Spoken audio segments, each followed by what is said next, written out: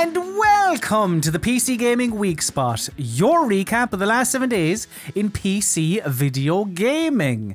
My name is Colin Mahern, and joining me this very week, it's a him, it's a Matteo. It is the one and only Mr. Matthew Castle. Hello, not voiced by Chris Pratt. Oh, well done. Got it in one. An easy one, a layup. I could have gone for the Ryder Cup. I could have gone for Anthony Joshua, but I thought, no, I'm going to...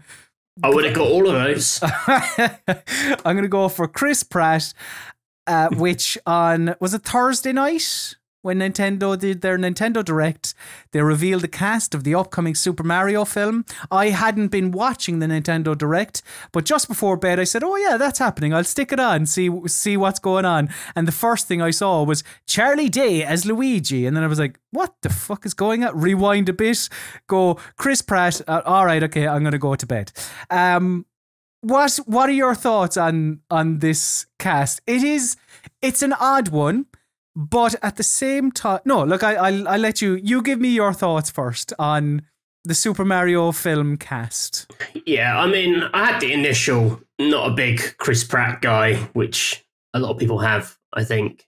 But at the same time, like the cast is so mad, it's kind of hard to picture what they're doing with this particular film. You know, conceptually, it all makes sense. I mean, I don't know. I'm a huge Nintendo guy, but like, really, I'm only into the games. I'm not really into the surrounding stuff. Like, I'm not into the merchandise. I'm not really into like the Amiibo. Did you ever get into Amiibo? No. Oh. The kind of culture around it, but that's not. It's not because it's it's noticeably weaker. It's just that I I don't really have a lot of that stuff in my life in general. I'm kind of a games only person, so. Good or bad, I don't really care to tell you the truth. That's fair. So, like, I'd like for Nintendo to be associated with good things. And there's enough funny people in this that it sort of sounds pretty wild. If you just picture all those people, and I did like Miyamoto talking about them. Like, he's now got these Hollywood pals. It's like, wait until you hear what Seth Rogen's going to say. This guy is so funny. It's that's very endearing. And Jack Black as Bowser, that's pretty strong, I think. Skadoosh! I think it would almost be better if they were just 100% themselves and not the characters. And it's just all their voices. Like, don't even pretend, Did you see the Instagram video that Chris Pratt put up the following day? Where it's only about a minute long, where he said... Yeah, and he says the phrase, but he says it's not the voice, obviously. It's me, a Mario. Yeah. I'd love it if he was like that. But I did see... Because there were some people when this was announced going like, Charles Martinet is in the film and he's not playing Mario? What's this about? And it's like, hang on, do you not realise like the name value of Chris Pratt versus Charles Martinet? Come on, use the head a little bit. And also, I'd love to be able to credit whoever it was, but I saw somebody put up a 90-second video of Charles Martinet doing the Mario voice and talk. He was just, for some reason, naming Italian foods.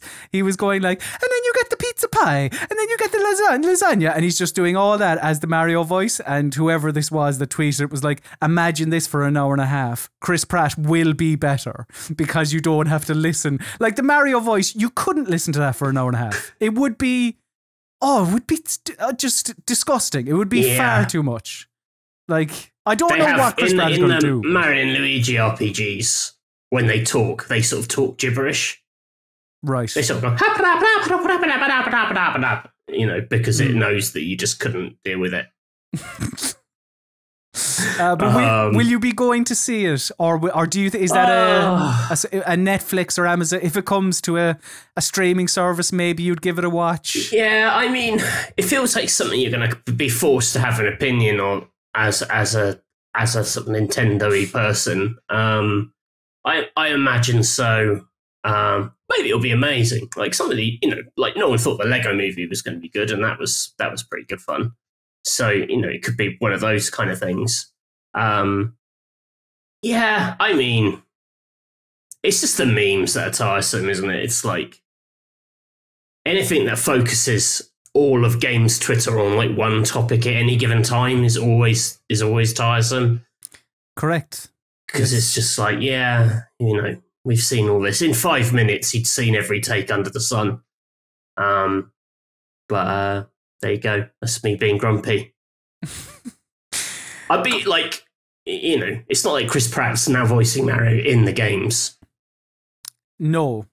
Although, we'll see how well... They did a tie-in game. Yeah, we'll see how well this film does. I'd love Super Mario, the movie, the game, like Street Fighter. That would be good. I'd enjoy that. Matthew, to be honest with you, the biggest things in video games probably happened at the Nintendo Direct. Being like, say, Bayonetta. That was probably... Even it was a quiet Nintendo Direct. It has just been a quiet week in video games. So, for I think the second time, maybe, let's get you in. Hello, I'm Hugh Edwards. Working in news is exciting. Because, Matthew, what we're going to do is, as I say, the second time we've done it, it's sort of a main course snack type thing. And look, you've taken info snacks and you're trying to present them as a main course. I've just stuck an extra couple of an extra bit of veg on the plate to just go look, pretend this is a main course. So just grab your crank, open your gob. I do apologise, they're not the tastiest.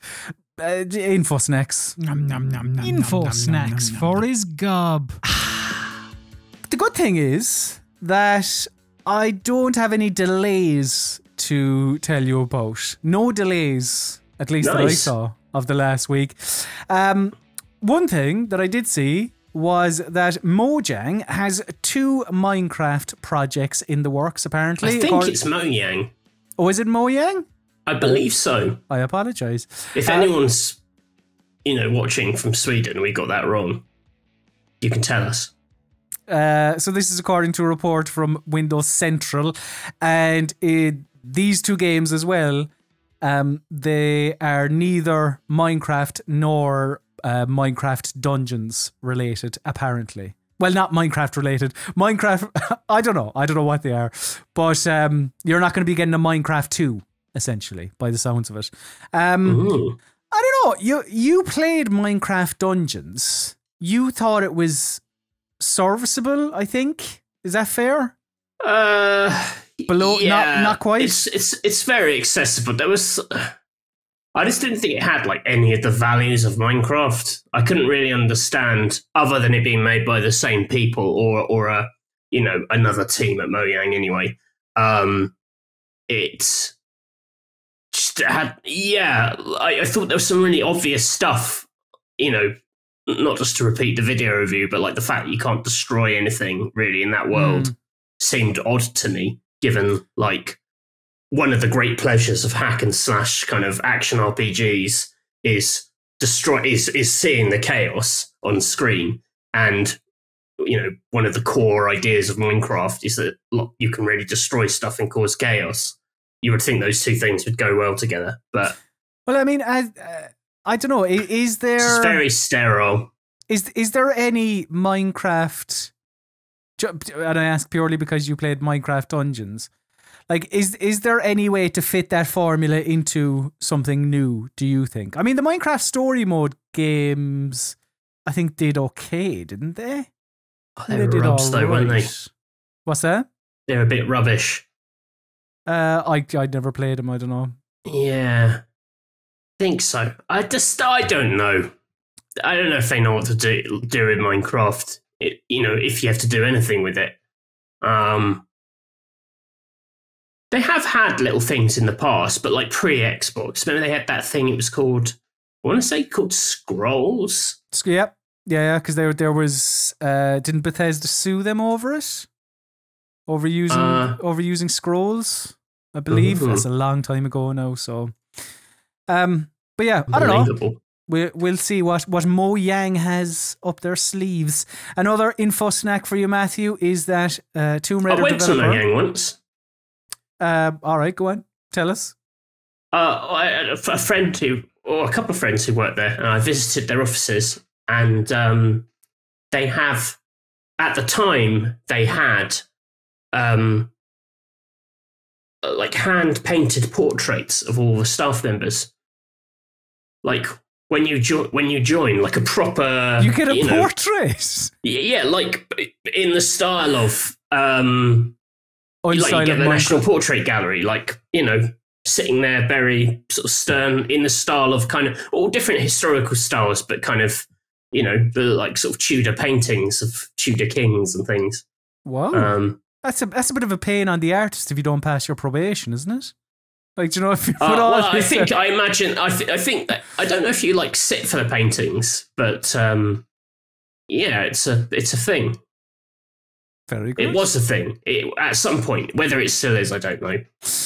Tomb Raider developer, I don't know if Crystal Dynamics has portraits made for their staff members. Maybe it's something they should look into. Yeah, every staff member gets turned into an endangered species. That'd be which good. Lara's killed. So yeah, they're working with the Initiative. I love that name. On the Perfect Dark reboot. There is no word on what Crystal Dynamics will be doing, whether it has now just become a joint effort, if they're going to be looking after some form of multiplayer. Don't know. No, and it makes sense because the head of the Initiative used to be the head of Crystal Dynamics. Yeah. Derek?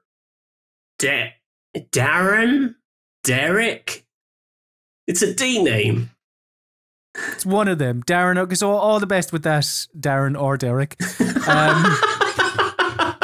I'm sure it'll go very well. Another info snack I have for you, Matthew. What a load of shit the Weekspot is.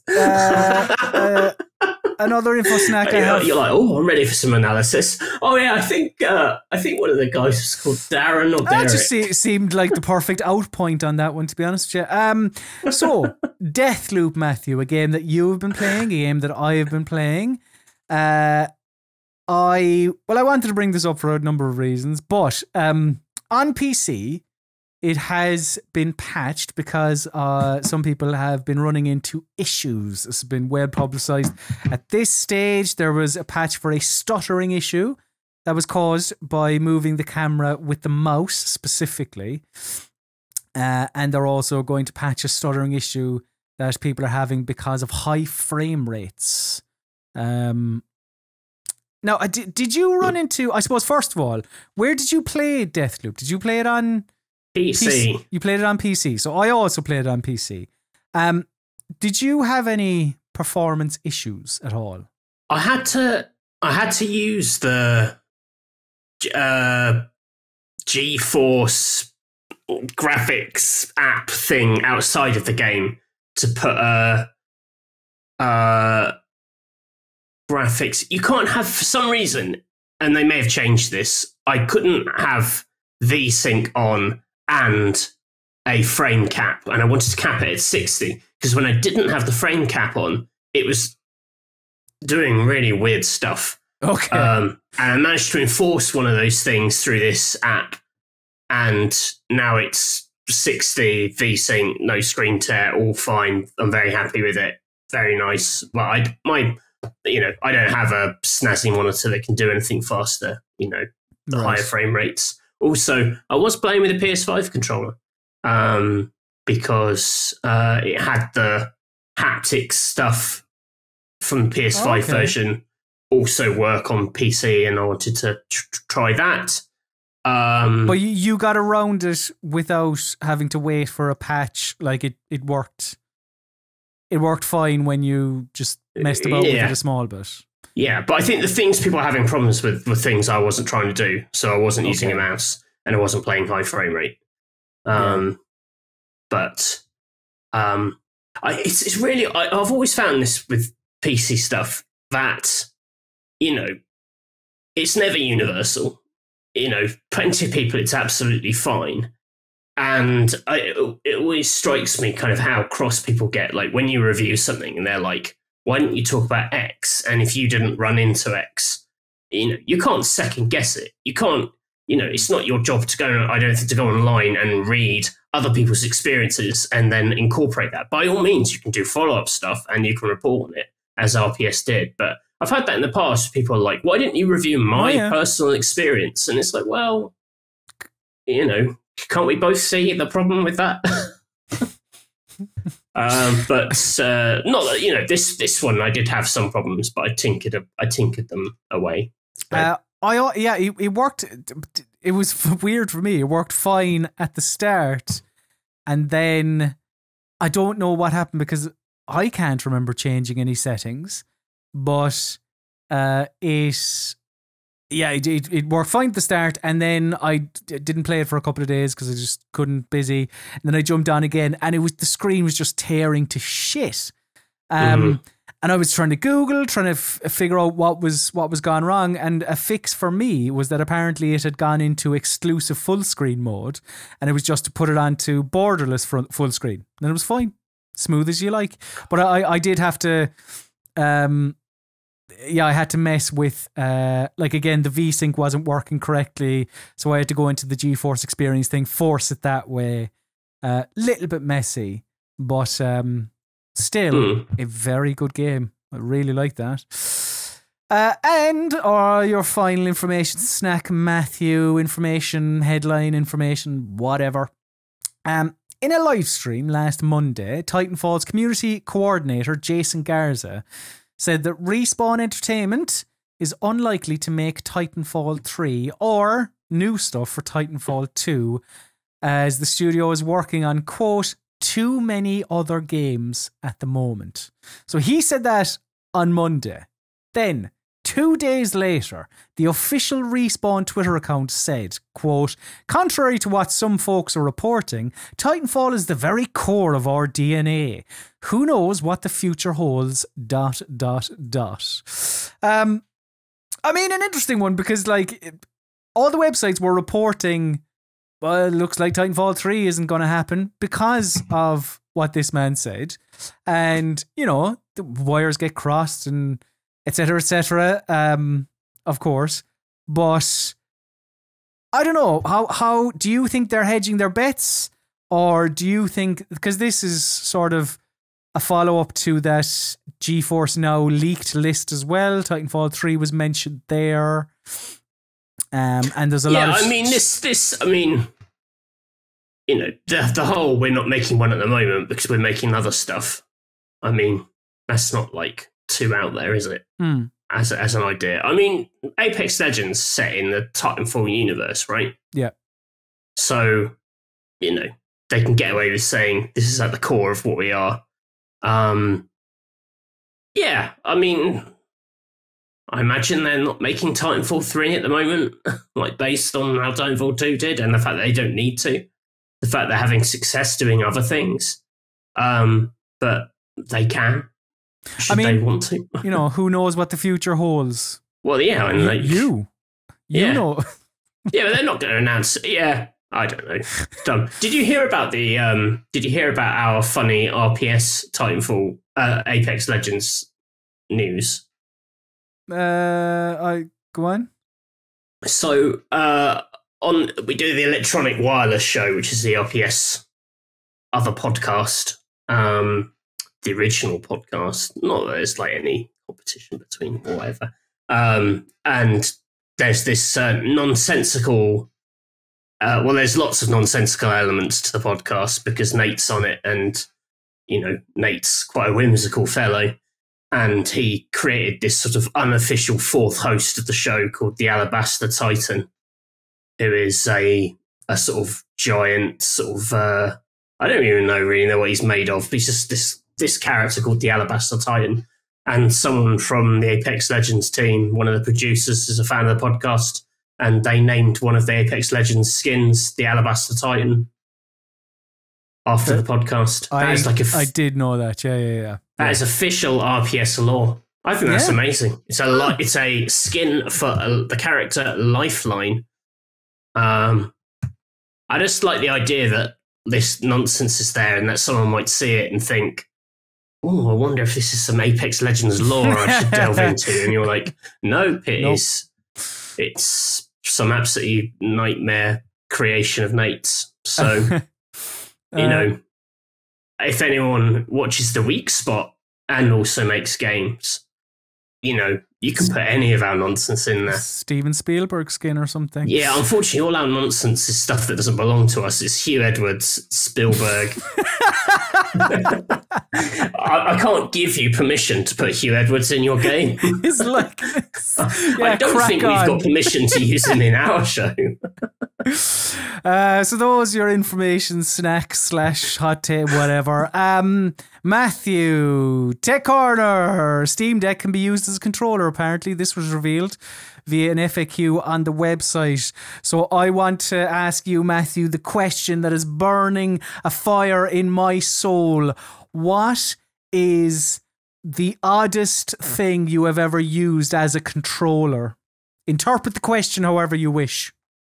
The oddest thing I've used as a controller. Your words to manipulate people. Yeah, I mean, that's got to be up there. There's got to have been something weird at like. Did you ever use the what was the name? Steel Battalion controller?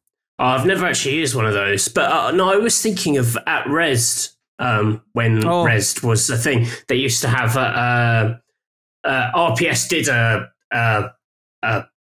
like a special exhibition, I guess, on sort of bespoke or interesting, unique controllers made for one game only. And I remember there was one which was like a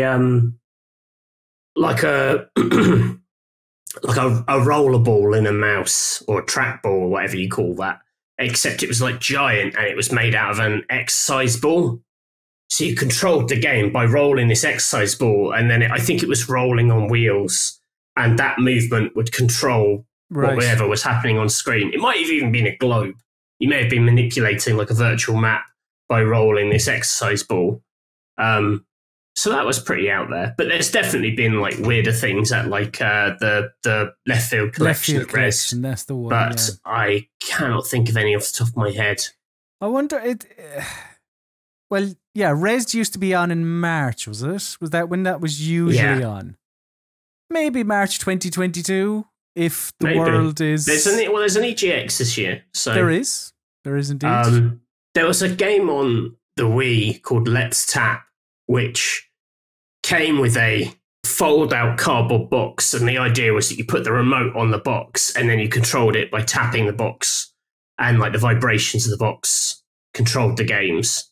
So you weren't just shaking the remote or tapping the remote; you were like drumming, and it was almost like little rhythm games and things. It was a Sega. It was very like fun, you know, arcadey, mad neon colors, sort of cool, sort of. You know, electronic music, Sega. You've just reminded me of Donkey Konga, legendary game, excellent. I remember my Smith's Toy Superstore always had that set up in the corner. I'd go over, bash the shit out of him for a minute, and then move on my merry way. Oh, there was what the hell was the song? There was some British pop songs at the time in it. Oh god damn it! This makes for terrible listening. No, I can't remember it. That's fine. There was one demo song on Donkey Konga, which whenever someone was playing Donkey Konga, you could guarantee you'd hear this song. Oh, Wikipedia doesn't have a song list. You gits. I'm sure somebody will let us know. Actually, you don't have to. We have Googled it since recording this show, and we have looked it up. And we have been amazed to learn that it is Adele or the Arctic Monkeys or whoever. Insert. So yeah, those are your headlines and hot takes this week. So now it's time to tell the people about the video games that we've been playing over the last. All right, by Supergrass. Oh, play the music. Show and tell. We can't afford A proper jingle. It's meant to be jingle. Yes. Got there in the end. Show and tell is the part of PC Gaming Weekspot where we tell you and show you the video games that we've been playing over the last 7 days. However, where it's a bit of a lie this week, as Matthew, you will tell us about a game, but you're not going to show us that game, which seems against the spirit of what this segment is. However, you have good reason for it. So, Matthew, go on, tell us. I know this is a big one. You have been playing... Yeah, so I've been playing Outer Wilds, Echoes of the Eye, the Outer Wilds expansion. I'm not going to show it to you for your own good, because when I was playing it, I didn't really know what to expect from it. They've kept it deliberately very quiet. Like, the trailer didn't really give anything away. The screenshots are hilariously shit. The official screenshots for this game. It's like they went in and were like, we've got to take a screenshot of something that gives away nothing. And they've just looked into the corner of an empty room and taken a picture. But I appreciate that they did that, because when the location was revealed, it was genuinely absolutely amazing. And I'm really, really glad that I had that surprise. And I think it would be really lousy to just be like, here it is, and show it. Okay. Well, for the people watching this, just for visual purposes, the gameplay you're seeing is from the original Outer Wilds. Yes. Yeah. So, did you play Outer Wilds, Colin? I did. I didn't play loads of it, admittedly. I can't remember why, but yeah, I am familiar with the concept. No, actually, I do remember. It was because I had left my previous job and I never wanted to. All right, at the time, I was like, I don't really want to play any video games. So that's actually, I do remember why. Okay, well, that's fair enough. So we're using it. Yes, we're using footage from the base game. The big question with this one was, what is the expansion going to be? Because if you know the Outer Wilds, it's this incredibly tight clockwork construction in that you're in a solar system that resets every 20 minutes. And you're basically following a breadcrumb trail of clues. They are true clues around the solar system, and the relationship between the different planets is really interesting, and the behavior of the planets. What happens on each one is really integral to that design. It's not like you could, the worry was they were just going to say, those 5 planets. Well, now we've put we've just added a door to some of them, and if you go through that door, you'll find something new. And or surely they couldn't just say there's now a 6th planet, because that would it would be quite clumsy in a game which is super, super elegant in the way it's designed. So yeah, the big mystery of this was like, what is an expansion? What could an expansion look like in the Outer Worlds? And the answer is there is a new location in the solar system. It's very elegantly worked in. It's sort of hidden. You have to find it. That's like the first task in the DLC. I almost worried I wasn't going to play this at all because I was too stupid to even find the DLC. How long did it take? How long did it take you to find it? Do they like they surely give you clues though, do they? Well, they do. They say like the only instruction is go to the museum on the opening planet where you start off, and there's a new exhibition. But it's not like you go there and it just adds a map marker, because that isn't how this game works. Right. I'd forgotten how abstract Outer Wilds could be, and that is one of its pleasures. But I had forgotten, like, oh yeah, this game really expects you to work it out. So just finding it was a bit of a thing, not a huge thing. Like, once I actually found it, it was fine. It is a new location. It is. I don't want to spoil it, but it is visually phenomenal. Like one of the most like amazing gaming things I've seen this year. Wow! Absolutely, like just conceptually, it's genius. It has, like the other planets or locations in Outer Worlds, Time is key. You're still in that 20-minute loop when you're exploring this place.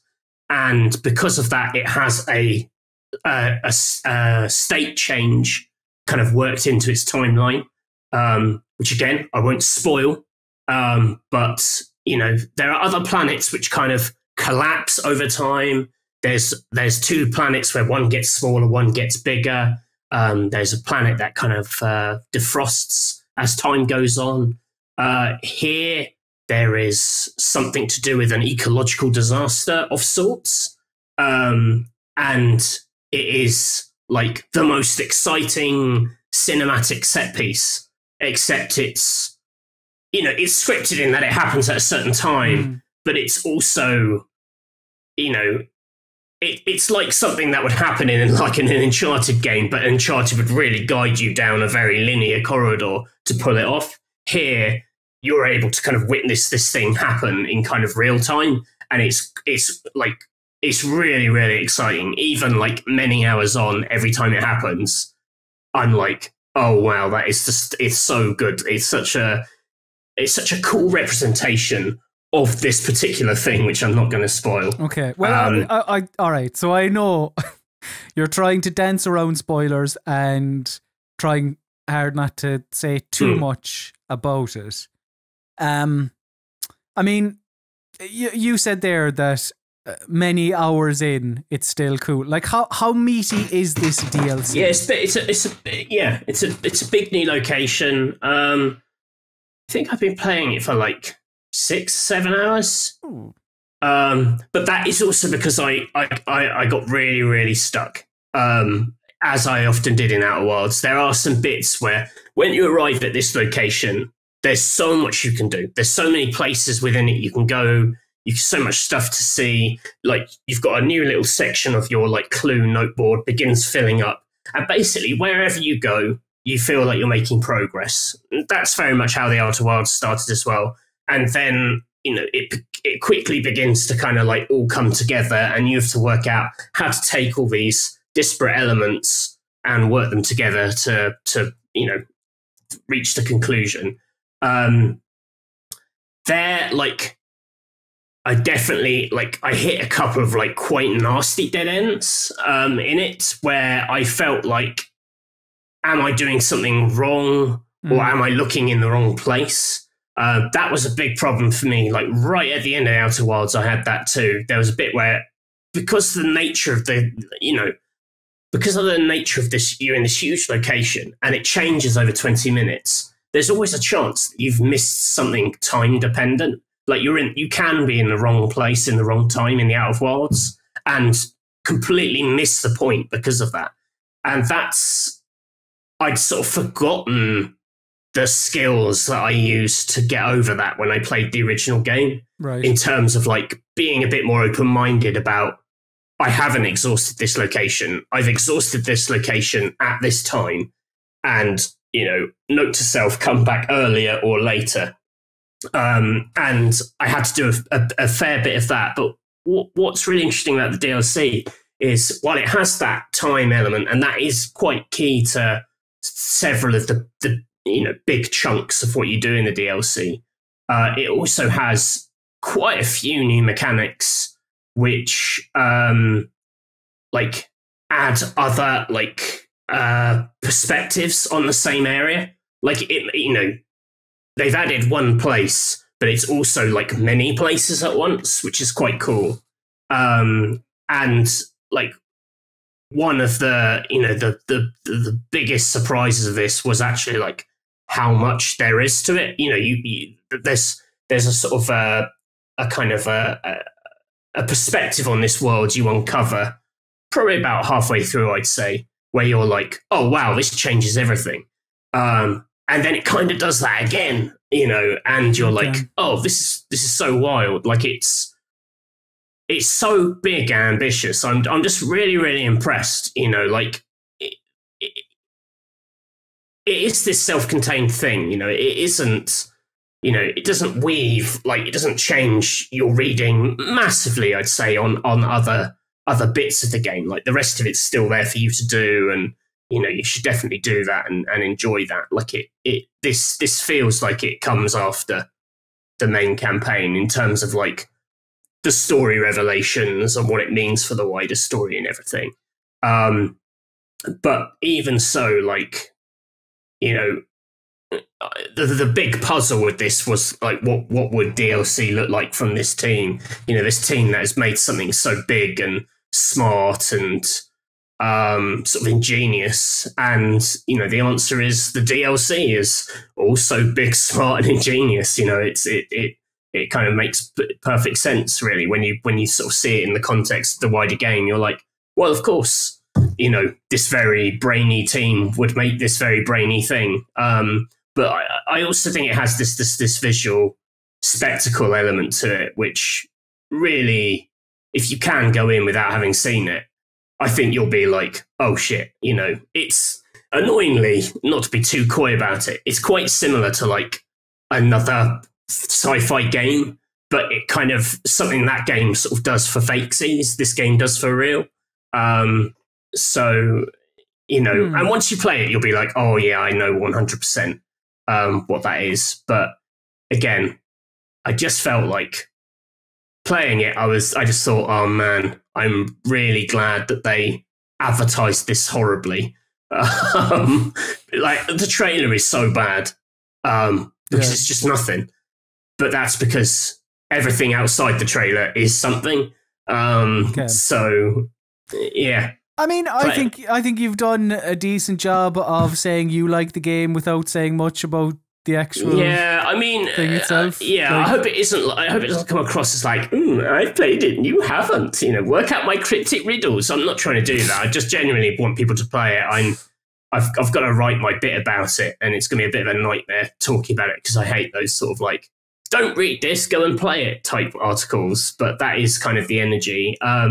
It's very puzzly though. Like it's something I liked about the original game is that, on top of like the big overall structural cleverness of like the puzzle of the solar system and how planets work on like a grand planetary level, I thought like individually it had really good puzzles which like use things like your equipment or your very specific knowledge of like weird mechanics. In almost sort of Zelda-like in the way it asked you to use your inventory in a kind of lateral way to solve problems. And this like squeezes like some new stuff out of your old equipment, like even more. It finds new uses. Your flashlight is very important in this, I will say. So they even find like a use for that. I guess the other thing I actually should say about this is that it has got some like surprisingly spooky stuff in it, which I think may divide some opinions. Like in the original, there's a planet Dark Bramble, which is full of these like horrible anglerfish, which you have to sneak by or they come and like roar at you and eat you. And it's actually quite intense and stressful because you're trying to do stuff against the clock. I would say there is a fair chunk of that kind of thinking in this as well. Like, I'm not going to say it's a horror game, but like at the start of the game, when you turn it on, it flashes up this thing that says, this has scary elements and it's designed to be playing, but you can like dial them down with this option in the menu. Like you can turn off scares in the game because it has a kind of a bit like your kind. I would say pretty close to like your sort of Amnesia, Soma kind of stealth horror element to it. Okay. And some that I think that might bum some people out. If there is a negative about the game, it's that stuff won't be for everyone. And especially if you're in a space and you're trying to like solve it, you're trying to work out what to do, and you're having to deal with this threat. That's where I definitely hit a couple of dead ends where I was like, am I just really shit at this stealth game, or am I doing the wrong thing, or it wasn't entirely clear. I mean, I was gonna like, how many dead ends did you come up against? 2. So there's I'd say about halfway through, it becomes quite clear that you're trying to achieve like 3 things. Right. One of them I did, and then the other 2, I felt like I knew exactly what I was trying to do, but I couldn't. Like, one, there was literally nothing else in the area apart from this thing to interact with, and yeah, I couldn't really get it to do anything, and you know, sometimes it was just taking a fresh perspective. Sometimes, like, I just missed an item, or you know, or you know, the computer's being a little vague. I had this with the original as well. Like, I felt there were a couple of things where it doesn't tell you where to go next. It tells you like the information you need to like work out how to get there, and you've got to kind of put quite a lot together. I mean, if people have played the original, they'd know that that's a quality of the game. So yeah, you know, whether I was just going, you know, I was in a hurry because I was trying to, you know, play it to write about it or whatever. But like, I don't know, but it didn't get to the point of frustration, is what you're saying, is it, or did it? No, I almost reached it with some of this stealth stuff, and then I sort of worked out what I was meant to be doing there. But I can't, you know, in the same way that I never truly loved the anglerfish stuff in the original. I don't truly love the stealth stuff in this. Okay. But I appreciate that they are trying to create, you know, I think the picture they're trying to paint of space as this like amazing, magical, complex, scary space. I think being a bit scared is kind of part of the Outer Wilds experience in places like stress. You know, it's not we're just gambling through space and isn't the universe beautiful? You know, it is a place where if you hang around in the wrong place, you can get crushed violently to death by, you know, rising sand levels inside the Hourglass Twins or whatever. You know, it's a place where time is kind of against you, and there has to be some tension. And it mostly works, but just, yeah, I just flag it as a, you know, there is this stuff. Your mileage may vary. Okay, but overall, absolutely. I couldn't, you know, I can't believe it's as good as it is, really. I mean, like, you know, it's just one of the best games ever with a brilliant new bit that completely fits and is, you know, a proper wow moment. So don't watch other YouTube channels that will spoil it. Okay, good stuff. I suppose we're just talking about like visual, you know, being wowed or being impressed by visuals and all that. What have you got for me? You got something splendid? I don't know. Yes, I do. Splendid. Over the past week, I have been playing Sable. This, well, I mean, maybe the people at home have as well, because it is out on Game Pass. This is, for those that don't know, an open world combatless exploration game from an indie studio called Shedworks. And people have been talking this up essentially since it was first shown off 3 years ago, was it? 4 years ago? And people latched onto the art in a big way, pre-release. And you see 5 seconds of Sable and you get it. I'll go into the ins and outs of the game in a minute. But I did want to talk about, like, you know, yes, it looks very good. The game's selling point is definitely style over substance. Again, for audio people who don't have the benefit of how it looks, it's essentially an interactive Mobius, like the artist Mobius. Their art dealt a lot in sort of these desertscapes, and that's at least what I've learned from Googling it a bit, in desertscapes and kind of, you know, areas of muted colour versus areas of bold colour, and that sort of dichotomy, and a sort of a wireframe quality to the art as well.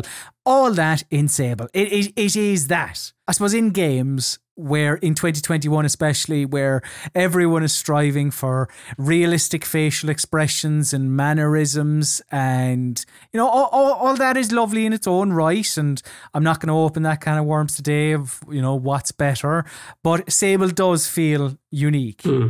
And despite Sable being a little bit sandy, the developer has also managed to make the many areas in the game feel sort of different to each other as well, because each area has their own color palette.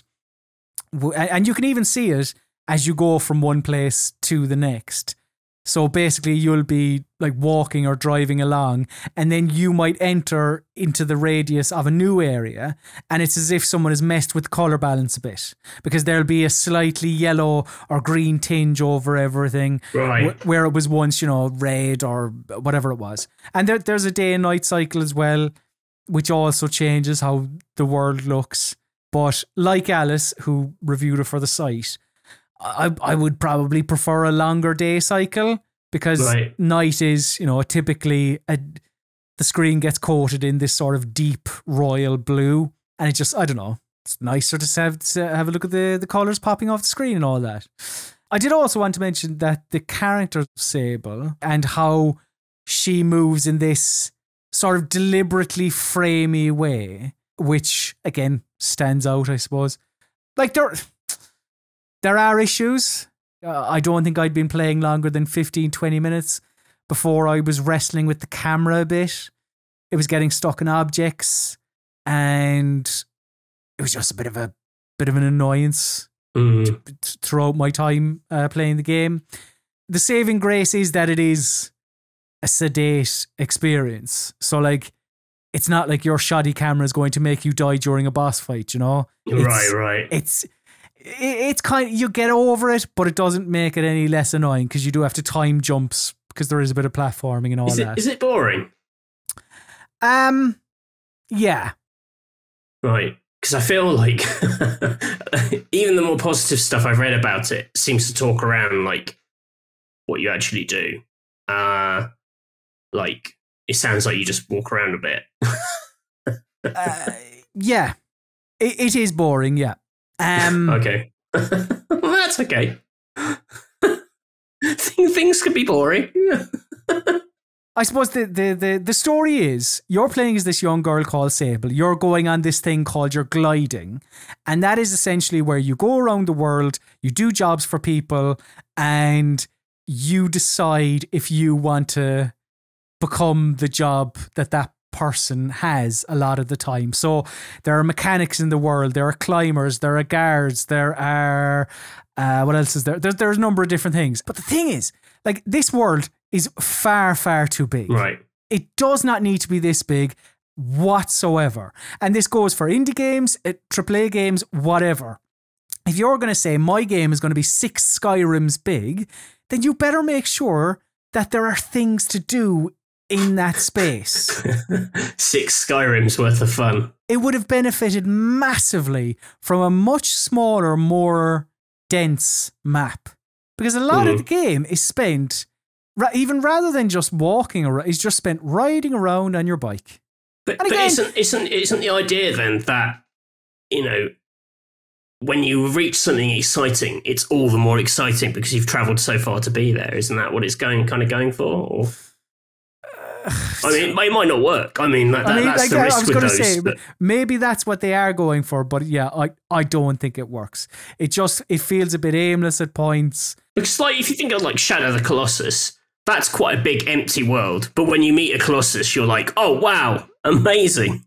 This is so much more exciting than the rest of this place. I don't think it's that big. Like, yes, there is a lot of empty space in it. Yeah. But Jesus Christ, this feels huge. I mean, a lot of footage I've seen is of people just driving across a very flat desert. Again, lovely to look at, no question. There are issues with it. On the bike, I've experienced where the bike is a bit jittery, and not jittery in the way I mentioned about Sable, but like jittery now. Oh, this is jarring. Right. Yeah, there's just too much aimlessness, really. Right. Again, looks lovely. Like, actually, one thing I should mention as well. The writing is surprisingly good. And I didn't know much about this game going into it, apart from how it looked. I was kind of deliberately staying away from it. So I was expecting something a bit more like Journey, where, you know, kind of abstract and yeah. Whereas spiritual. In this, no, full-on conversations with people. And it's written in a way, kind of a more of a literary way rather than just plain dialogue, because there'll be dialogue exchanges, but then it'll be, you know, I thought that this guy was a complete bollocks. But in order to continue on my quest, I needed to keep talking to him. Someone is described as a complete bollocks. Obviously not, Matthew, you know that. You see, that got me excited if it was written in... It doesn't go that far. But Sable herself is a bit sarky. There's a bit of bite to her that you... There's a bit of recognisable humanity there. Yes. Yeah, no. Yeah. It's... So I quite enjoyed that aspect of it. I thought it was... It came as a surprise to me. I thought it might be a bit... It looks like it's going to be super worthy. You know, it looks like it's going to be very, like, profound and... I found the dialogue to be a bit like, listen, there's obviously an element of wallop to it when it comes to this gliding and this, you go and do jobs for people and so on and so forth. But it's a mixed bag, if you will. Very much style over substance. However, you know, what style? Like, this is an example where, like, Jesus, this is like a beautiful looking game, but that mileage will vary, and for other people it might carry them a little bit more. For me, I needed more reason to be traveling from point A to point B, etc, etc. I mean, it's on Game Pass. Give it a download and see what you think, but yeah, style over substance kind of sums it up, and what weight you put on that then is kind of up to you. So those are the games that we've been playing over the past week. So now it's time to test the knowledge of one another with something we like to call Mystery Steam Reviews. It's time for Mystery Steam Reviews. Yeah. Yes. Some Mystery Steam Reviews is the part of the PC Gaming Weekspot where I, Colin Mahern, and T. Matthew Castle test the knowledge of one another with Steam reviews that are a mystery. And the rules are as follows. Both I and Matthew bring 3 Steam reviews to the MSR arena, but we omit the name of the game associated with each review. Our opponent must correctly guess the game attached to each review. 1 correct answer equals 1 point. While both of us have 90 seconds on each MSR, we both also have help in the form of 3 lifelines. These lifelines can be used at any stage during battle, and also pause the 90-second timer. Each lifeline, however, can only be used once and once only, and they are as follows. Publisher, where the hot seat haver learns the publisher of the game. Second opinion, where a second review is given to the fiery chair sitter. And genre, where the genre of the game is revealed to the one with the warm arse. This one, an easy one really, Matthew. It is spin-offs. Speak for your own selection. Well, you know, to describe what, like, I don't think we need to describe what a spin-off is. Like, Frasier to Cheers, or Joey to Friends. Like, it is something that it has a sort of a parent main series, but this is a little offshoot. It could be a different genre, it could be a different protagonist, but basically the main thing is it's not part of the mainline series. So I'm glad, because I feel like the last few we've done have been a little bit like, you know, your genre is heroes whose mothers are called Janet, and then you're like, well, that's one game. Oh, there are many spin-offs, definitely. There are many spin-offs. I would guess that there won't be duplicates, but we shall see. So, Matthew, your first Mystery Steam review is as follows. So they've divided up into pluses and minuses, right? So plus, or positive, whatever. Game has aged very well and transferred well over to the PC. Plus, strips down the genre for use on a controller. Plus, online co-op for campaign. Minus, reuse of assets can be a bit obvious. Minus, not a game for experienced RTS players. My verdict, 8 out of 10. Play it if you are a big fan of the series. And that's from Aruwa Joker. It is recommended 17.9 hours on record, 6.1 hours at review time. Matthew, your time starts now. So, it's come over to the PC. It strips the genre down for the controller, okay, and it's an RTS, so it's a console RTS game that has moved to PC.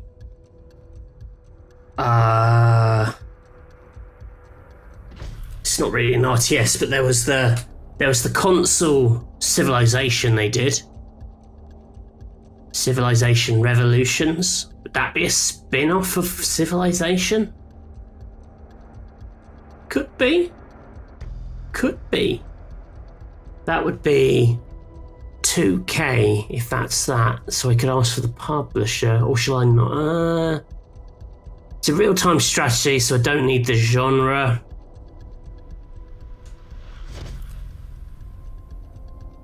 A console RTS spin-off. Could be Halo Wars. That's more of an RTS. I like the series. Halo Wars was on PC. Halo Wars 2 definitely was.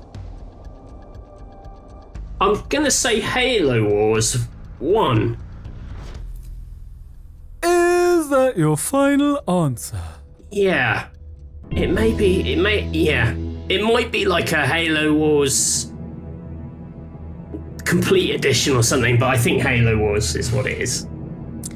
So an RTS was mentioned in the review, spoke about, you know, it being accessible, console, it came to PC after the fact.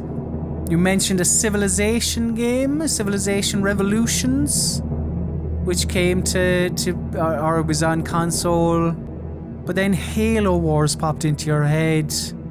You were thinking one or two. You've settled on the original Halo Wars. And I can tell you, Matthew, that the correct answer is Halo Wars. Oh, yes. Yes. For a second I thought, is this an idiot who thinks Gears Tactics was on console first? But no. No, it is not. Well done. Well done. Halo Wars. I really don't like Halo Wars. Well, you never have to think of Halo Wars ever again, so that's good. Unless you've picked it for another review. Matthew, could I have my first Mystery Steam review, please?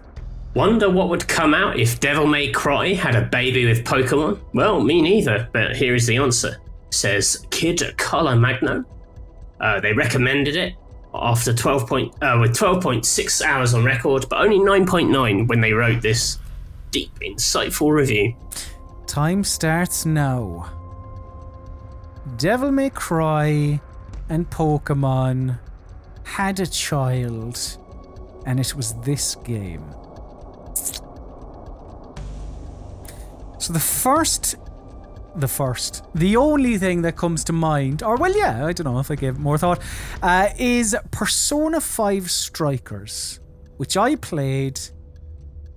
Is about, well, it's Persona, you know, you collect personas, you accrue personas over time, and there is combat in it akin to Devil May Cry. Mm. That sounds like a legit guess. A publisher would be Sega. I think I'm gonna take a shot. Persona 5 Strikers. Is that your final answer? That's my final answer, Chris. With 30 seconds on the clock, he's clearly very confident. But Persona 5 Strikers might be described as Devil May Cry having a baby with Pokemon. Who would be the mum and who would be the dad? You're not going to hazard a guess? Well, I thought that was rhetorical, Chris. Okay. Just, you know, trying to give it a bit of character. The correct answer is Persona 5 Strikers. Got that very easily. Very easily. Very interesting how easily you got that one. Methinks Persona 5 Strikers is on your mind. Matthew, your second mystery Steam review is as follows. Beautiful graphics, tight controls, satisfying gory combat with a friend. It's simple, but looks like great fun. But enemies have fucking RPG floating health bars. Some basic enemies are so bullet spongy they take multiple mags to bring down.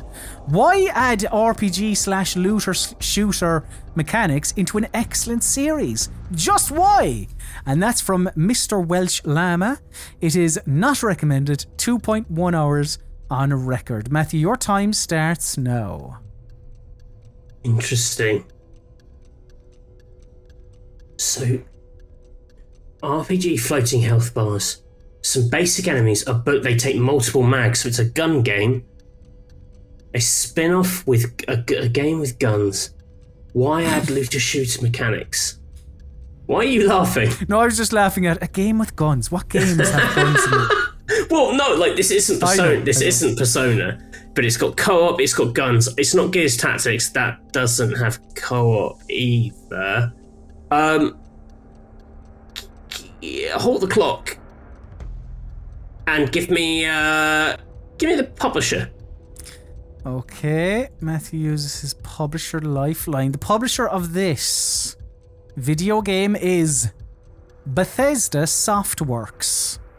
Bethesda Softworks. Restarting the timer, 51 seconds now. Spin-off. Bethesda. Gory combat. Could be Wolfenstein Youngblood. That's co-op. They are bullet spongy.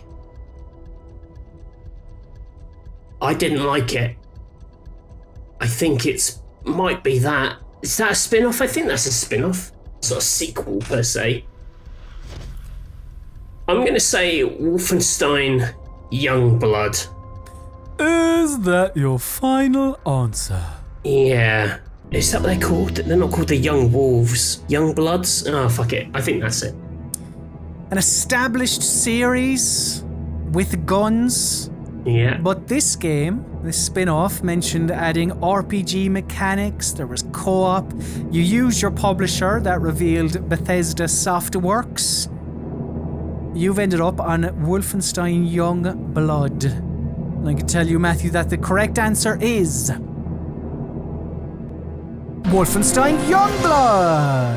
Oh, nice. Matthew, could I have my second mystery Steam review, please? Yes. I completely understood kids having garbage stats when all my dwellers were garbage. However, when I pair Lucas Sims and Star Paladin Cross together, I expect their child to have decent stats. If they won't let me breed a stronger Vault population, then I need to be able to stick little good-for-nothings in my training facilities so that by the time they grow up, they have a stat boost. Says Lightning Bishop. They do not recommend it after 23 hours, but only 22.4 at the time of review. Time starts now. What the fuck? There's a lot of words there. Yeah, sorry, it's a long one. No, but even just, I'm trying to parse. Expect their child? Hold on, Lucas Sims and Star Paladin. Is that a Star Wars thing? I expect their child to have decent stats. Oh, fuck me. What the shit is this? I'm deciding now whether to burn this and carry my 3 lifelines into the next one. What's this whole I'm burning stuff that you started doing? I think I did that on the last episode, so the people didn't see it. So do you know what? I'm gonna burn it, Matthew. Gonna burn this, gonna take my 3 Steam reviews into the next one. Hope for a draw. Because I don't think I have no idea. I don't know. A child? Doom. Let's go Doom. Oh, he's dooming it. He's dooming it with 3 lifelines. He's dooming it. And I want to clarify, the original Doom. The original Doom. With its famous child breeding. So you've gone for a Doom. This review had a lot of very specific phrases in it. Some character names, Lucas Sims, Star Paladin Cross. Referenced a stronger vault population. Bollocks. Bollocks, I should have thought about it for a second. No. Fallout New Vegas, is it? I didn't pick up on the vault. Bollocks. He said Doom. He said Doom. It's a spin-off where you build a vault. 76? The correct answer, sounds like you wouldn't have got it anyway. The correct answer is Fallout Shelter. Fallout Shelter. I should have. No, I think if you'd gone Clue or something, like if you'd used Publisher even. I might have kind of honed in on it. Okay, well that may bite me on the arse. We will see. Because Matthew, this is for you for the full 3 points. Your final Mystery Steam review. Do you like explosions? Do you like ninjas? Do you like robots? I'm typing in all caps because the sound of the boss battle music is shredding in the background. Buy this game. And that's from Helper. It is recommended 11.7 hours on record, 11.6 hours at time of review. Matthew, your time starts now. Okay. Can I have my remaining 2 lifelines? You can. Pausing timer at 123. What is that? Genre and... That is genre and second opinion. Yeah. So... Any particular order you would like? Let's get the genre first, put me in the right mindset. So the genre of this is an action-adventure hack the worst. An action-adventure hack and slash video game. Okay. Hack and slash, that's a bit more specific. Action-adventure, kiss of death in the genre clue, as we all know. And the second opinion. You know a game is fucking metal as fuck when you slice a giant walking tank machine clean in half with your badass sword while some dude yells rules of nature in your ear as another guy shreds that fucking metal. Metal, meme, best game. I mean, both of them refer to shredding, so it feels like it's got... Restarting the timer 123 now. Both reviews reference shredding, so it feels like metal music has got a big key to this. I can only think of like Brutal Legend, but that isn't a spin-off. That's just a game. Other games with metal music?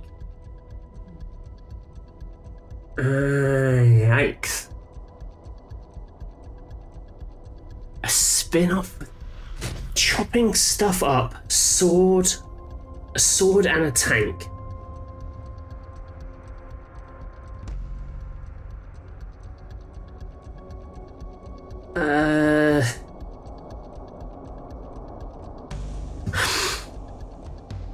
Sword and a tank. So that's quite an odd combo.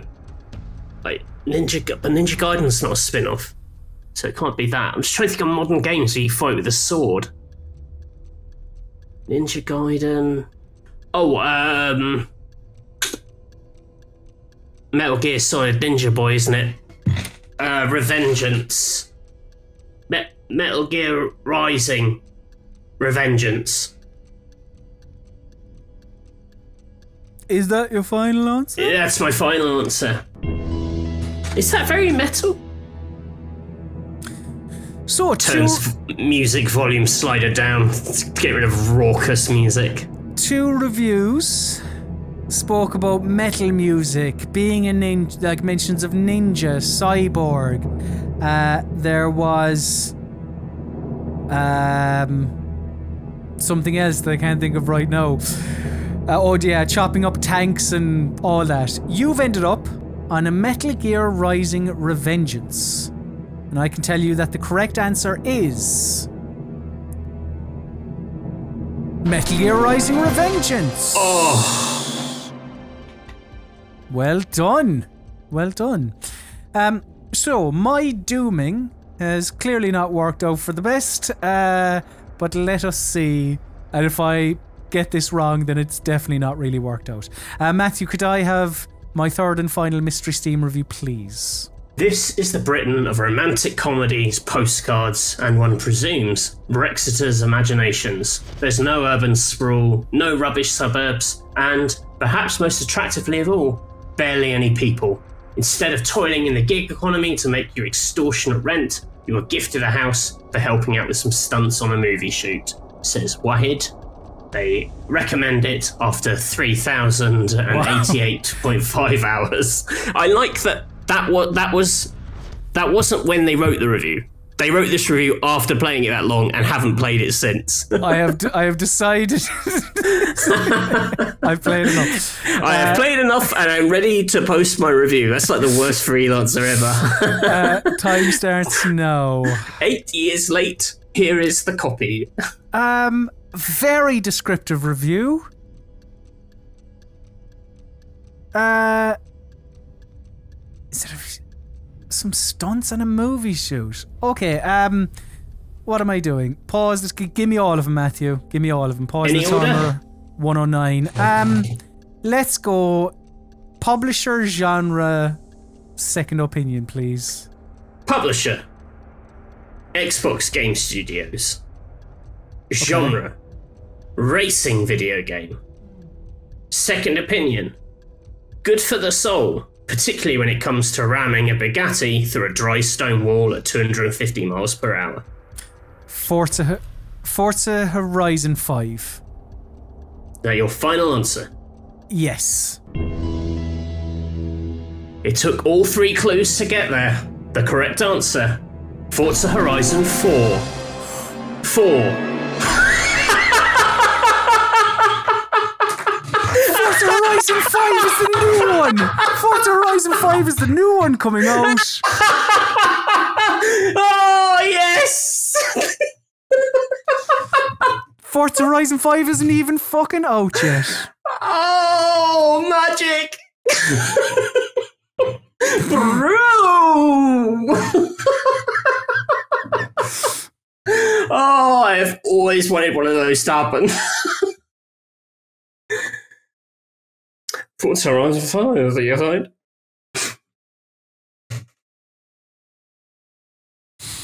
Well, Listen, I bet you're glad you burnt all those clues on the second question. shit's sake. Here's my 3-1. There's my ghost ninja. Yes, thank you very much. Imagine Chris Tarrant laughing at someone losing all their money. Well done, Matthew. Well done. Forza Horizon 5, shit's sake. It's an easy one to get confused. Oh, Christ. But yeah, that is Mr. Steam Reviews for this week. So now it's time to turn to the lovely people and get their correspondence and make the man scream.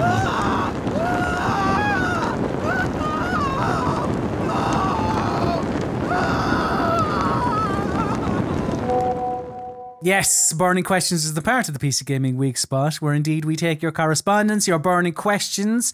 You can reach us at any stage during the week by emailing us weekspot@rockpapershotgun.com. It's probably best just to say this now, I suppose.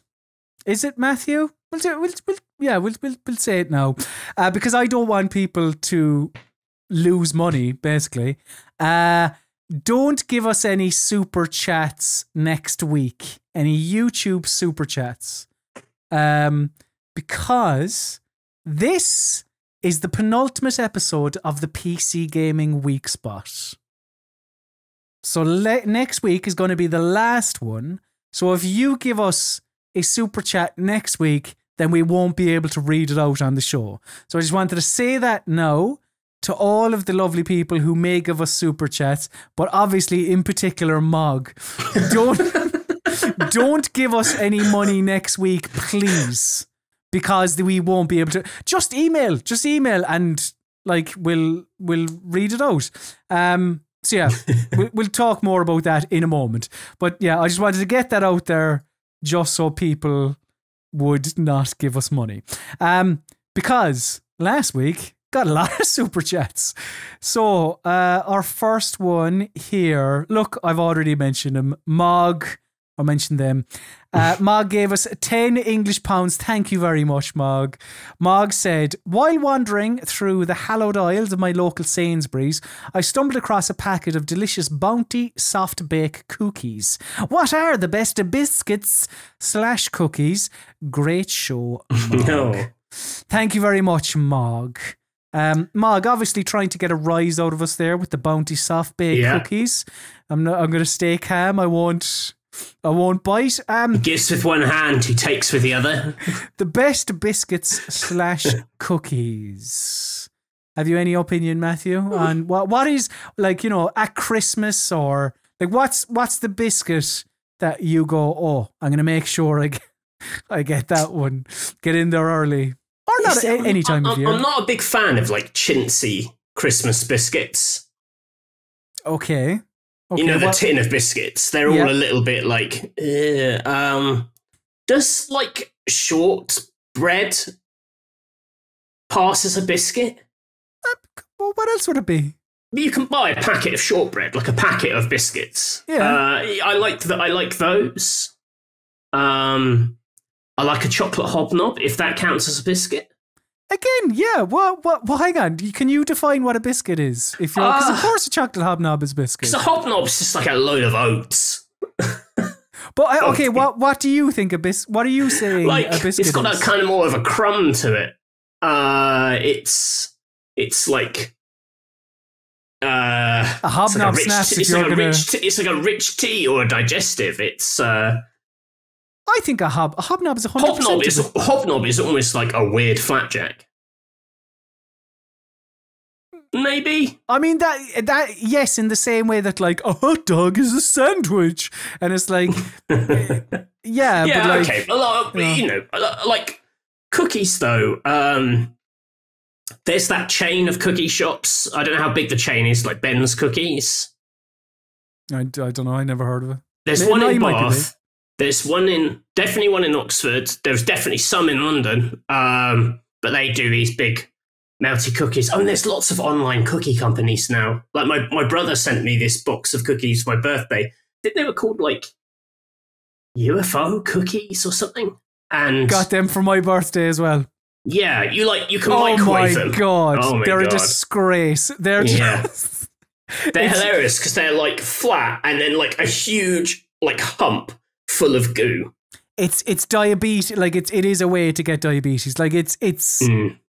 Oh, they're delicious, but they're so rich and so stuffed with bad things. But yeah, Christ, they're amazing. Yeah, they were good. They were nice. We enjoyed those. I'll shove most sweet things in my gob, so I'm not that picky. I'm a big fan of a cookie, but like in terms of just go to the shop and buy a biscuit, I love anything that has a bit of cream in it. I like a custard cream. I like a jam and cream. Is that a jammy dodger? No, there is a biscuit called a jam and cream. Okay. I didn't know if that was like an Irish name for a jammy dodger.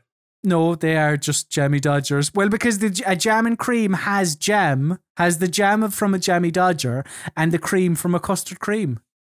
Does a jammy dodger not also have cream in it? Nope, just jam. Yep. Okay. It's been a while. I would put £100 on it. I would put. I'm not taking that bet. £100 of a super chat.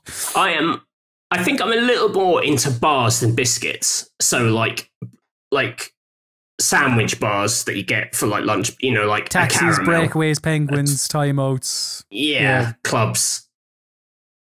Yep. But I like them all. Come on, look at me. I'm clearly someone who enjoys a biscuit or two. Biscuits are brilliant. So thank you very much, Mog. There you go. Just ask us questions about food and we'll give you a proper detailed answer. It's about video. PC Gaming Matters. I don't know. Rabbit Lime gave us $50. Thank you so much, Rabbit Lime. That's a lot of buy a lot. That's of why biscuits. there's not any more Weekspot, because we can retire on that. Rabbit Lime said, "Would you rather have a small flamingo perched atop your shoulder, day and night, constantly and thoroughly scrutinizing anything and everything you do with aplomb, or be a bowling ball with a leg?" Long time, first time, love the show. Thank you very much, Rabbit Lime. So yeah, what would you like, Matthew? Do you want a flamingo that's going to be pestering you all day, or do you want to be a bowling ball that has a leg? I think I'd still want to be human, even with this absolute pest on my shoulder. Because a bowling ball with a leg, I wouldn't be able to enjoy any of those biscuits or cookies we just mentioned. I'd just smash them up, wouldn't I? I'd just roll over them, turn them into paste. Could stick them in, just pick them up with your kick him into one of your holes with your. You try and roll over it so that the finger holes align with the biscuit, and then I just slurp up the jam. Get chocolate fingers up there or something. Like, yeah. I just have a post-it note and it says stick chocolate fingers in the holes. I knew we could get there eventually. And people are like, do not stick chocolate fingers in that bowling ball with a leg. That thing is sketchy. I mean, the small flamingo. I mean, that is annoying. Like, that sounds so... Like, I really don't like people... Here's a little insight into me. I don't like people who annoy me. So if I had a bird that was just there all the time, what happens if you try and kill the bird? Like, do you turn into a bowling ball with a leg? Or if you just cut, like, what if you went to the zoo and they said, "Hang on a second, why do you have a flamingo on your shoulder?" And you tried explaining this. Well, I was given the chance to be a bowling ball, but I said I'll take the flamingo, and they said, "We'll take that off your hands because we have the facilities here." Like, does it just automatically get rewound back to your shoulder? Like, or you wake up the next day with it. Yeah, is it the a thing is, Groundhog it's Day? so unusual. You could probably take it on like Britain's Got Talent and become a celebrity. Like, that's your two-man routine. Like, you do the setup, it then lays into you like a ventriloquist dummy, but for real. That's like, you become very famous. Ed the Duck. Yeah. You just learn to tune it out eventually and just enjoy the better lifestyle that it had bought for you with its powers. Just where a bowling ball with a leg, if you put that on Britain's Got Talent, Simon Cowell's not voting for that, is he? No. He's going to be like, what does it do? And you're like, nothing. It sits there. It sits there, and occasionally we put snacks in it. Have you got any chocolate fingers? Got any chocolate fingers? David Williams. Our next question comes from Succulent Pineapple, who gave us €20 super chat. Thank you very much, Succulent Pineapple. Very kind of you. They said, "Hey guys, that's interesting. Rabbit Lime and Succulent Pineapple." Yeah. Yes, I didn't actually. Wow, we have got we have a niche appeal to family members. Maybe I didn't actually put the two and two together. Hey guys, love the PC Gaming Weekspot. It's my second favorite podcast. Look, there's a lot of them out there. I'll take number 2. Thank you very much, Succulent Pineapple. If it had been number 1, we would have carried on doing it. Question for you. In what games have you spent a shameful amount of money on in-game purchases / microtransactions? Thank you very much, Succulent Pineapple. Have you spent any money? Have you ever? Okay. I bought Gwent cards in the standalone Gwent game when it first came out. I think they either came in barrels or kegs. I think you bought kegs of cards from like a troll, and then you crush them and cards would spray out. I maybe spent, I don't know, 10 quid, and that is the most I've ever spent. It's all I've ever spent in microtransactions. For me, it's quite low as well. I remember, Jesus, how long ago was that? Is it like 15 years ago? Do you remember there was a mobile game called New Star Soccer? And for some reason, it got quite big amongst games. I don't know, for some reason, games people were really enjoying New Star Soccer. But I think I spent like £2 in that. Like I spent I don't know, it's not something I do I tell a lie. I spent like £15 on Apex Legends dollars, getting the Alabaster Titan skin. Whatever they're called. And it was for a silly joke for a video, and I never got expensed for that. So there's the thing. So joke's on you. Joke's on me. I spent 15 quid on Apex Legends dollars. That's the first thing that comes to mind. But yeah, neither I or Matthew are a whale. But we are when it comes to biscuits, but not when it comes to microtransactions. Exactly. Stefan, so thank you very much, Succulent Pineapple. Stefan, who gave us $10, thank you very much, Stefan, said, question, what's a game that is almost universally loved, but which you didn't like, maybe even loathed? For me, the new God of War left me feeling meh. Love the podcast. Cheers from Boston, lads. Stefan. Thank you very much, Stefan. Very nice of you. Anything come to mind, Matthew? Like, I think what he's asking here is not something that you played. He's saying that you didn't like. So not something that you played and you were like, everyone else was hot on it, but like I didn't. I didn't like it. Not I didn't like it as much. Anything that comes to mind? Horizon Zero Dawn. Did you like not like? I've tried, but I've bounced off it every time. I just think it's just felt like such an artificial space to me, and maybe it's because it came out alongside Breath of the Wild, which like absolutely blew my mind. But I found it so limited. I didn't like the world, the characters, that kind of faux kind of tribal mysticism thing. It is so not my bag. It leaves me really, really cold. I just don't get it at all. I don't get the buzz around that at all. It's probably the most I feel like I've veered from, popular opinion. That's fair. Like, because we could sit here and we could say like, whatever, a strategy game, and it's like, well, that's not fair because you don't play. Yeah, this genres I don't really get at all, and that makes sense. I'm very picky about 3D platformers, but that isn't really a PC thing. Like that's more of a, people are into like your Crashes and your Spyros and whatnot. I have very, very little time for those. Like, I just don't think those are good. Full stop. But that's, I don't know. I mean, one that comes to mind is Fez. Oh, really? You hate Fez? I didn't hate it. I just didn't like it. I liked the mechanic, spinning the world around. Do you know what's a better Fez? Captain Toad's Treasure Tracker. I prefer that game.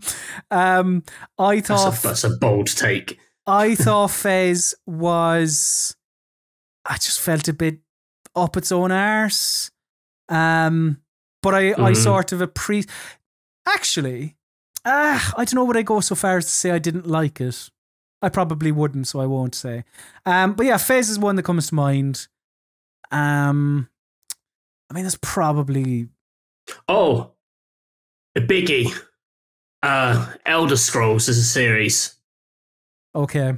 I just can't click with it. I find it, the second I bump into the person who's got the face of a cat, and it's like, hello, I'm like, nope. I'm not interested. I find that like fiction really, really hard to bite. That's how cats, like, yes, I'm a cat person. I'm like, no way. That's always left me really cold. It's weird because I like the Fallout games they've done, and they're kind of, they've got so much the same like rhythm to them, but it might just be like a fantasy thing. Like I'm not a big sort of, Dungeons and Dragons, elves, and all that kind of stuff. It's not really for me. And it's weird because people like they are so obsessed with that game, you know, and they live in it. And Skyrim in particular. Skyrim's the one I've tried playing the most, and I just can't get into it. Borderlands comes to mind for me. Borderlands is hilarious. I've tried Borderlands. I mean, that's why I just can't. It's too much. It's way too much. And that's the reason I bounce off it. I like most things. What's that? I like most things, I think. I'm relatively easy to please. Yeah. Something has to really go some. I mean, there are probably, you know, throughout time, there are loads of others, but there's a couple for you that we're not major fans of. Thank you very much, Stefan. And we've our last question, I think, is it? Yeah. And a follow-up to last week from a Daniel / Quasi Otter. Our furry friend. Yes, indeed. So thank you very much for emailing back, Daniel. Daniel said, laughing at the answer to my burning question. So for those, Daniel said, what would our fursona be? Right. And we were like, well, you know, what is required? Can your fursona be a feathered creature? Can it be a scaly creature? All that. So Daniel has clarified a couple of these points. Daniel has said, scaled animals are called scalies, but they are still part of the furry fandom. Fursonas can be any animal. The fur of fursona is just a pun of persona. Birds, snakes, dinosaurs, spiders, etc. And yes, otters are very furry. Their coat is so thick to provide insulation from cold water. I've also got a blue whale fursona. And yes, they are mammals and have hair somehow. And yes, you can have multiple fursonas. Well, there we go. Fursonas are self-assigned usually, but people pick based on the traits of an animal. But you can make up whatever you want. And no, you don't have to wear a fursuit, lol. Thank you very much, Daniel. Very detailed, answering all of our bullshit questions last week. So I do appreciate you entertaining all of our rubbish. So any update on what your fursona would be then, Matthew? I mean, I feel like people are still probably going to pick cute animals, right? You'd imagine. I mean, Daniel does say that, like, he has the traits of an animal. But yes. I don't see many people being like, I'm duplicitous like a snake, you know? So that's my fursona. Yes, you should trust me. I mean, the animals I most like are just the ones that sit around eating all day. You know, like gorillas or pigs or whatever. Yeah, gorillas eat a lot. I assume they do. They're big lads. They're big. Pigs are, you know, smelly but intelligent. I see. I'm very, very clean. I think last week I said cats just because we have cats. And I think cats are quite clean, quite sort of fastidious. To be fair, I'm just like, Daniel doesn't say that you have, like, your fursona can be whatever you want. Daniel isn't like, it's not like, oh, I am a bit of a two-faced bastard, so I will pick a snake. Like, it isn't. Right. It's what you want. That's what it looks. So, like, you know, you pick cat, I pick dog. I'm not big on like projecting personality traits onto animals. I just see them as like they're wild things doing their own thing. As in like, oh, our dog Tracy, yeah, she's very funny, or she's very like whatever. And she like, has a good gag. It is no more or less funny than any other dog that has ever lived. I mean, like, what is it doing bits about? You know, wet food versus dry food. I mean, I don't think so. What about hedgehogs? They're all right. Yeah, hedgehogs are all right. They're quite small, quite slow. They look quite, you know, like they've got their shit together. They're blue, they're fast. So yeah. Good. I've tricked the Nintendo boy into picking Sonic as his first son. So thank you very much for that, Daniel, and for everyone for emailing in and all your questions and all that. So I will reiterate, right? If you have any burning questions for us, get them in fast, because next week is the last PC Gaming Weekspot. You can email us, weekspot@rockpapershotgun.com. If you have given us, if you want to be assured that we'll read out your thing, you can give us a super chat this now, like until the end of this episode, because if you give it next week, then we won't get a chance to read it out on the show. So please do not give us any super chats on the YouTube video version of the PC Gaming Weekspot next week. We'll just email us. We'll read it out. A very anticlimactic way of announcing that yes, the PC Gaming Weekspot is coming to an end. It should really make them like, this is your last chance to ever ask a burning question. So they really got to be spectacular. Yes. So, give us... we got nothing to lose, so complete honesty. Anything. You want to know it? You want us to dish the dirt? To the ground. You want us to dish the dirt on those wretches who work at Eurogamer? We'll do it. There is no dirt. They're lovely. He says on the penultimate episode. No, I'm joking. Of course, they're great. But yeah, I don't know. We'll talk about that more next week, maybe. But yeah, well, that's how it's that. No, not that. the week's not coming to an end. So yeah, do all the things I mentioned. Look, dish the dirt. It's the Weekspot Dish the Dirt special. Let's close this down before Matthew says something. You could say it right at the end of the next one. So yeah, thank you very much for watching, for listening. This episode of PC Gaming Weekspot. If you want more, there are ways to get more. You can follow us on social media. I am at Colm_Ahern, Matthew's at Mr. Basil_Pesto, and Rock Paper Shotgun is at Rock Paper Shot.